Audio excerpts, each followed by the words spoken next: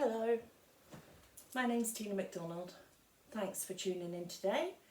To carry on from the video that we had done before about anxiety in general, how the pandemic is setting off anxiety and stress and how we deal with it, I thought I would take that a little bit further and look at what the process of counselling actually is about and how the system that we work through helps support you into that first session.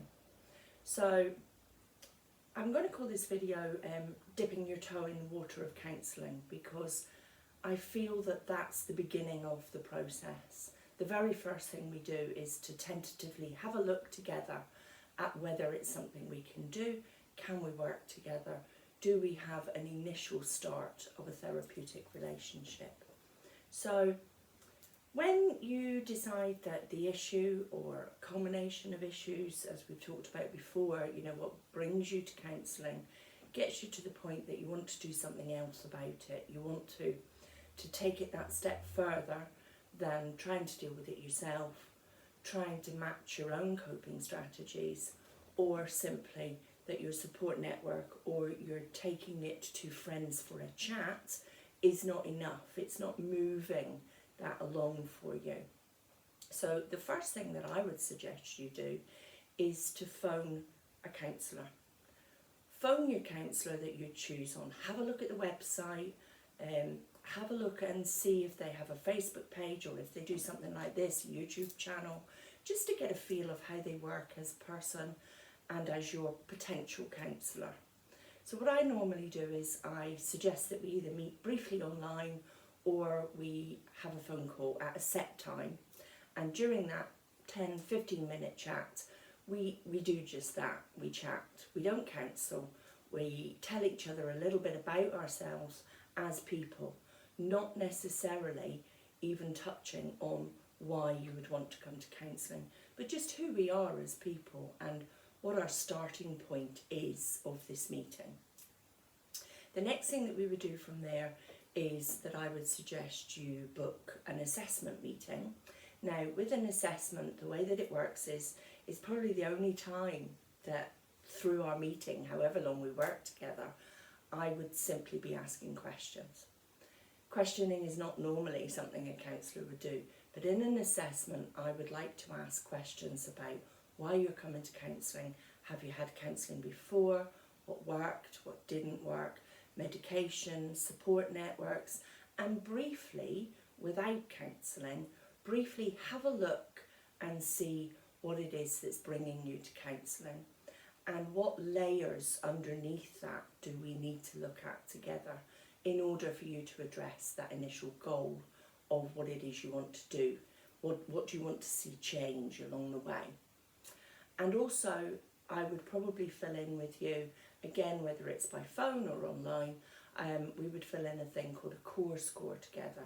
Now that's 34 questions, and you rate how you feel each time, the same rating against the questions, and that gives me a general idea, a starting point of where you are in well-being, in how you're functioning day to day, and are there risk factors involved? Because obviously during counselling we do need to look at, are there risk factors for you and for others that are in your life, so that we can work with that and we can look at the right strategies for you.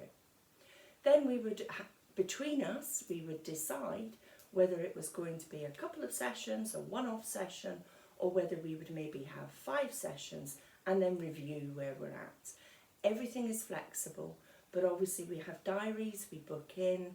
I do remember a client saying to me that she didn't feel very supported by a counsellor who finished a session on time when she was willing to work on, because she'd reached a point that she could open up.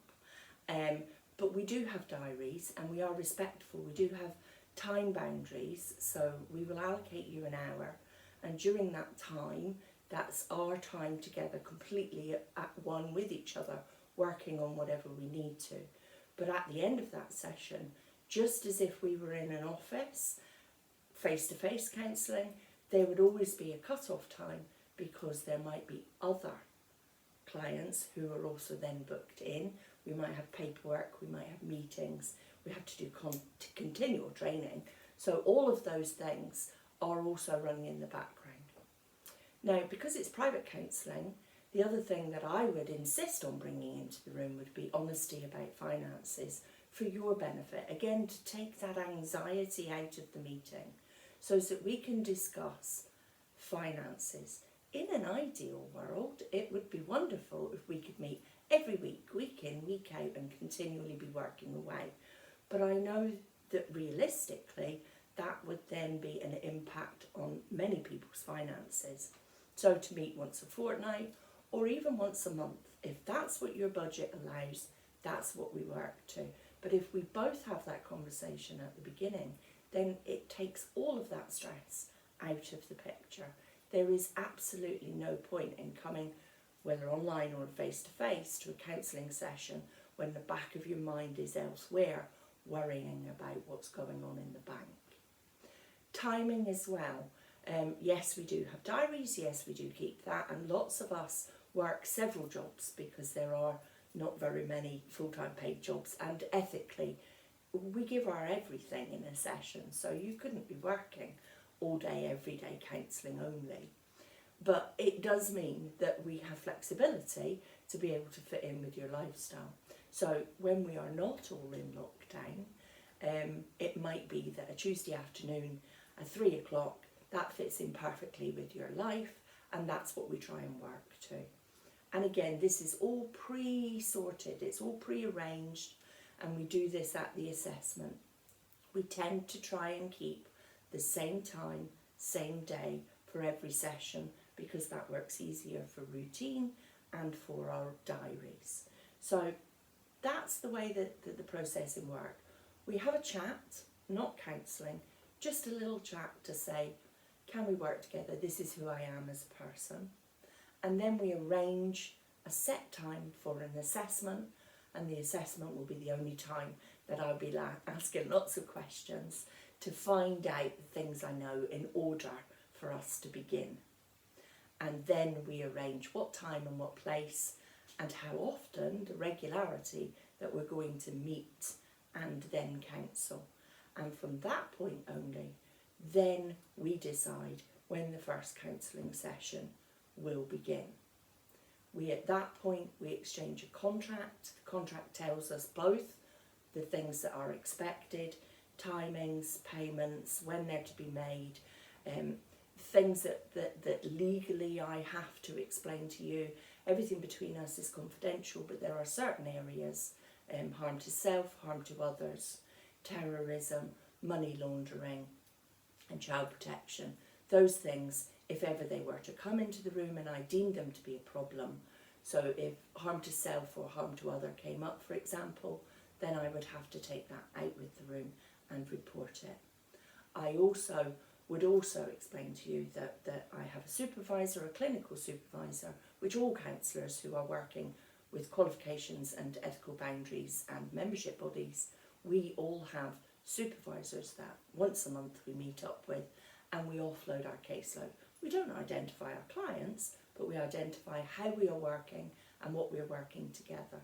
So these boundaries are all put in the contract, and together we sign that off. We both sign it because this is a two-way flow, and that's the beginning of everything that we do. Counselling is a two-way flow. So I hope that that's given you some idea about how the process works and has taken some of the fear out of that potential first step.